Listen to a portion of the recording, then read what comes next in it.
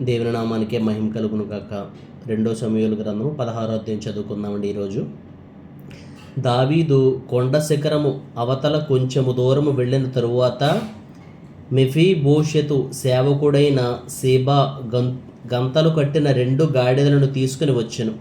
200 రొట్టెలను, 100 ద్రాక్ష గెలలను, 100 అంజూరపు అడలను, ద్రాక్షరసపు తిత్తి ఒకటియు వాటి మీద వేసి ఉండెను. రాజు ఇవి ఎందుకు తెచ్చితివని సీబాను అడుగగా, సీబా, గాడిదలు రాజు ఇంటివారు ఎక్కుటకును, రొట్టెలను అంజూరపు అడలను పనివారు తినుటకును, ద్రాక్షరసము అరణ్యమందు అలసట నొందిన వారు త్రాగుటకును తెచ్చి తిననగా, రాజు నీ యజమానుని కుమారుడు ఎక్కడ ఉన్నాడని అడిగెను. అందుకు సీబా, చిత్తగించుము, ఈవేళ ఇశ్రాయేలీయులు తన తండ్రి రాజ్యమును తనకు తిరిగి ఇప్పింతురనుకుని అతడు యెరూషలేమును నిలిచియున్నాడనెను. అందుకు రాజు, మెఫీబోషెతునకు కలిగినదంతయు నీదేయని సీబాతో చెప్పగా, సీబా, నా ఏలినవాడా రాజా, నీ దృష్టియందు నేను అనుగ్రహము పొందుదునుగాక, నేను నీకు నమస్కారం చేయుచున్నానెనను. రాజైన దావీదు బహూరీము దాపునకు వచ్చినప్పుడు సౌలు కుటుంబకుడగు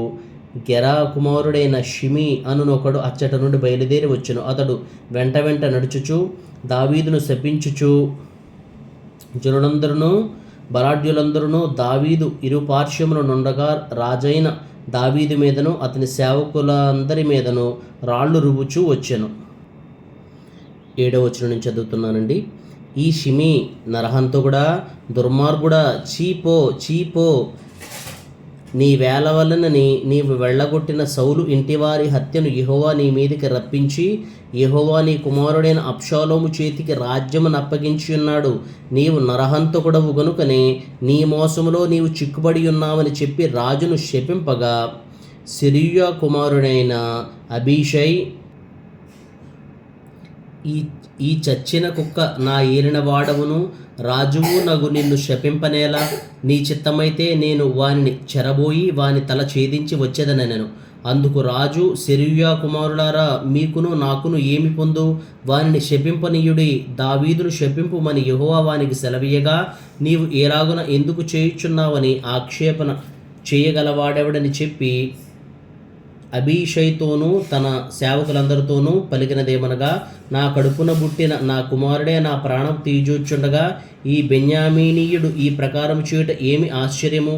వాని జోలి మానుడి, యెహోవా వానికి సెలవిచ్చి ఉన్నాడు గనుక వానిని శపింపనీయుడి. యెహోవా నా శ్రమను లక్ష్యపెట్టునేమో, వాడు పలికిన శాపమునకు బదులుగా యెహోవా నాకు మేలు చేయునేమో. అంతటా దావీదును అతని వారును మార్గమున వెళ్ళిపోయిరి. వారు వెళ్ళుచుండగా షిమీ అతనికి ఎదురుగా కొండ ప్రక్కను పోచు అతని మీదకి రాళ్ళు విసరుచు ధూళి ఎగరగొట్టుచూ ఉండెను. రాజును అతనితో కూడిన నున్న జనులందరూ బడలిన వారై ఒకానొక చోటికి వచ్చి అలసట తీర్చుకొనిరి. 15వ వచనం నుంచి చదువుతున్నానండి. అబ్షాలోమును ఇశ్రాయేలీయులందరూ అహీతోపెలును యెరూషలేమునకు వచ్చియుండిరి. దావీదుతో స్నేహముగానున్న అర్కీయుడైన హూషయ్యను అతడు అబ్షాలోము నొద్దకు వచ్చి అతని దర్శించి, రాజు చిరంజీవి అగునుగాక అని పలుకగా, అబ్షాలోము, నీ స్నేహితునికి నీవు చేయు ఉపకారం ఇంతేనా? నీ స్నేహితునితో కూడా నీవు వెళ్ళకపోతివేమని అతను అడుగుగా, హూషై, యెహోవాయును ఈ జనులను ఇశ్రాయేలీయులందరూ ఎవని కోరుకుందురో నేను అతని వాడనగుదును, అతని యొద్దనే ఉందును, మరియు నేనెవనికి సేవ చేయవలెను? అతని కుమారుని సన్నిధిని నేను సేవ చేయవలను కదా. నీ తండ్రి సన్నిధిని నేను సేవ చేసినట్లు నీ సన్నిధిని నేను సేవ చేయుదునని అబ్షాలోమునొద్ద మనవి చేసెను. అబ్షాలోము అహీతోపెలుతో, మనము చేయవలసిన పని ఏదో తెలుసుకొనుటకే ఆలోచన చేతము రమ్మని అనగా, అహీతోపెలు, నీ తండ్రి చేత ఇంటికి కావలి ఉంచబడిన ఉపపత్నుల యొద్దకు నీవు పోయిన ఎడల నీవు నీ తండ్రికి అసహ్యుడవైతివని ఇశ్రాయేలీయులందరూ తెలుసుకొందురు. అప్పుడు నీ పక్షమున ఉన్నవారందరినూ ధైర్యము తెచ్చుకొందురని చెప్పెను. కాబట్టి మేడ మీద వారు అబ్షాలోమునకు గుడారం వేయగా, ఇశ్రాయేలీయులందరికీ తెలియనట్లుగా అతడు తన తండ్రి ఉపపత్నులను కూడెను. ఆ దినములలో అహీతోపెలు చెప్పిన ఏ ఆలోచన ఒకడు దేవుని యొద్ద విచారణ చేసి పొందిన ఆలోచన అయినట్టుగా ఉండెను. దావీదును అబ్షాలోమును దానిని అట్లే ఎంచుచుండిరి. అదేవిధంగా 17వ అధ్యాయం చదువుకుందామండి. దావీదు అలసట నుండి బలహీనముగా ఉన్నాడు గనుక నేను అతని మీద పడి అతన్ని బెదిరించిన ఎడల అతని యొద్దనున్న జనులందరూ పారిపోదురు. రాజును మాత్రము హతము చేసి జనులందరినీ నీ తట్టు త్రిప్పెదను. నీవు వెదకు మనిషిని నేను పట్టుకొనగా జనులందరూ వచ్చి నీతో సమాధానపడుదురు గనుక నీ చిత్తమైతే నేను 12,000 మందిని ఏర్పరచుకుని పోయి ఈ రాత్రి దావీదును తరిమి పట్టుకుందనని అహీతోబెలు అబ్షాలోముతో చెప్పగా, ఈ బోధ అబ్షాలోమునకును ఇశ్రాయేలు వారి పెద్దలందరికీ యుక్తముగా కనబడెను. అంతటా అర్కీయుడైన హూషై ఏమి చెప్పునో మనము వినున్నట్లు అతని పిలువనంపడిన అబ్షాలోము ఆజ్ఞ ఇయ్యగా హూషై అబ్షాలోము నొద్దకు వచ్చాను. అబ్షాలోము అహీతోపెలు చెప్పిన ఆలోచన అతనికి తెలియజేసి, అతని మాట చొప్పున మనము చేయుదమా చేయకుందమా, నీ ఆలోచన ఏమైనది చెప్పుమని అతని అడుగగా హూషై అబ్షాలోముతో ఇట్లనెను, ఈసారి అహీతోపెలు చెప్పిన ఆలోచన మంచిది కాదు. నీ తండ్రియు అతని పక్షమున ఉన్నవారును మహాబలాఢ్యులనియు అడవిలో పిల్లలను పోగొట్టుకుని ఎలుగుబంట్ల వంటి వారై రేగిన మనస్సుతో ఉన్నారనియు నీకు తెలియను. మరియు నీ తండ్రి యుద్ధమునందు ప్రవీణుడు, అతడు జనులతో కూడా బస చేయడు.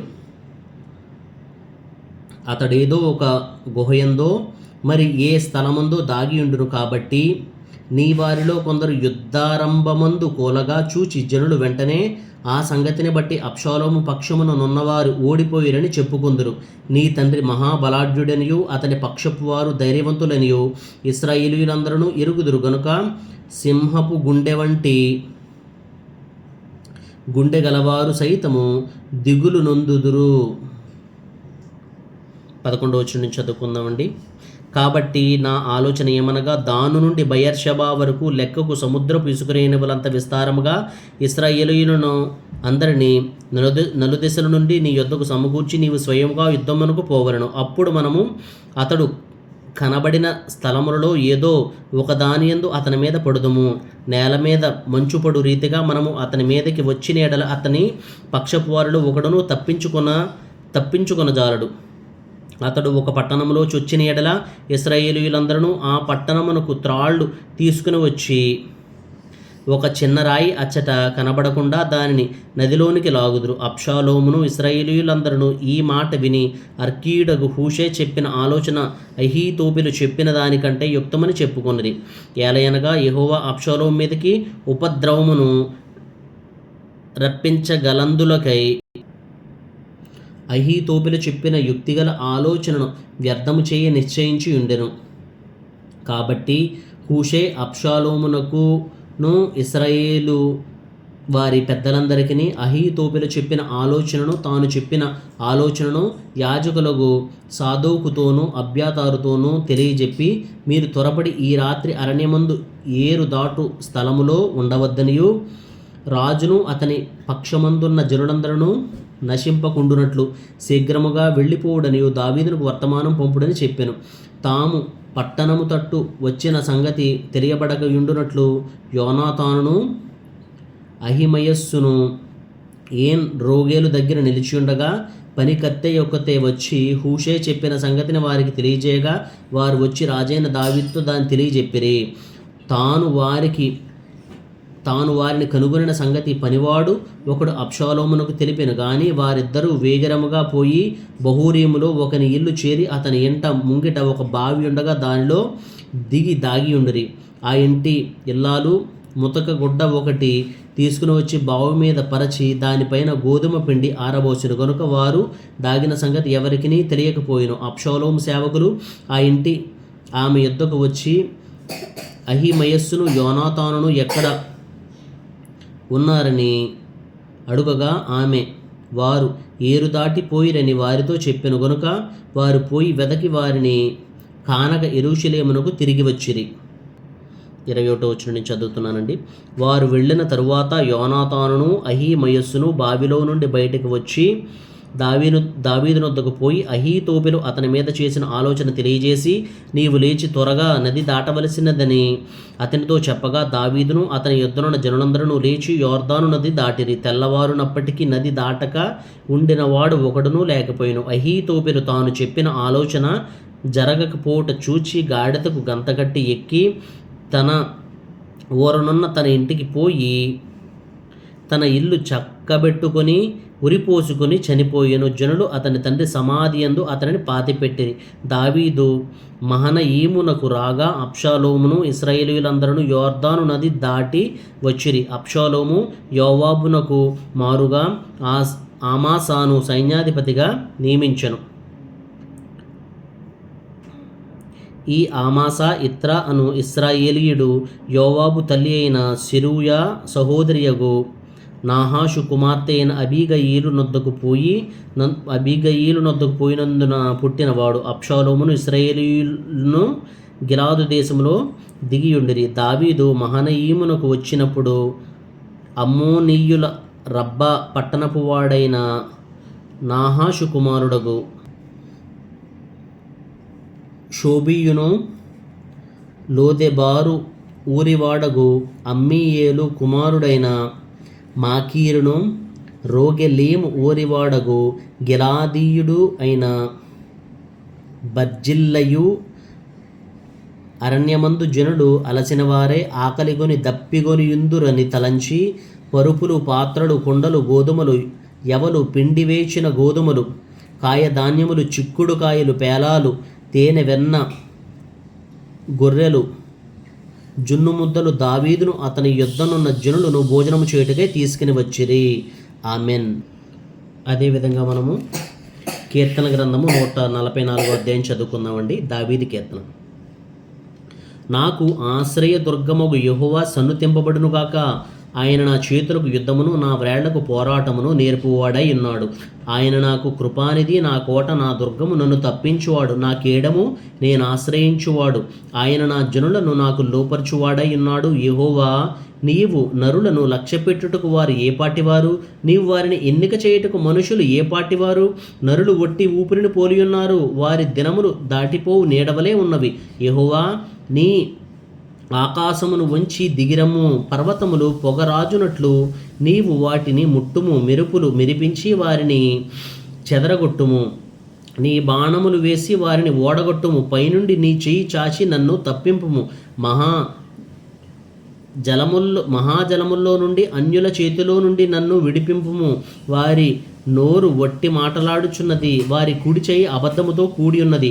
దేవా, నిన్ను గూర్చి నేను ఒక క్రొత్త కీర్తన పాడెదను, 10 తంతుల సితారాతో నిన్ను కీర్తించెదను. నీవే రాజులకు విజయము దయచేయు వాడవు. దుష్టుల ఖడ్గము నుండి నీవు నీ సేవకుడైన దావీదును తప్పించువాడవు. 11వ చరణం నుంచి చదువుతున్నానండి. నన్ను తప్పింపుము, అన్యుల చేతిలో నుండి నన్ను విడిపింపుము. వారి నోరు వట్టి మాటలాడుచున్నది, వారి కుడిచేయి అబద్ధముతో కూడి ఉన్నది. మా కుమారులు తమ యవ్వన కాలమందు ఎదిగిన మొక్కల వలె ఉన్నారు. మా కుమార్తెలు నగరునకై చెక్కిన మూల కంబముల వలె ఉన్నారు. మా కొట్లు నింపబడి పలు విధములైన ద్రవ్యములకు నిధులుగా ఉన్నవి. మా గొర్రెలు 1000 కొలదిగాను 10,000 కొలదిగాను మా గడ్డి బేళ్లలో పిల్లలు వేయుచున్నవి. మా ఎడ్లు గొప్ప బరువులు మోయగలవి. మా వీధులలో చొరబడుట అయినను ఉరుకుటలెత్తుట అయినను లేదు. వాటిలో శ్రమగలవారి మొర్ర వినబడుట అయినను లేదు. ఇట్టి స్థితిగలవారు ధన్యులు. యెహోవా తమకు దేవుడు కాగల జనులు ధన్యులు. ఆమెన్.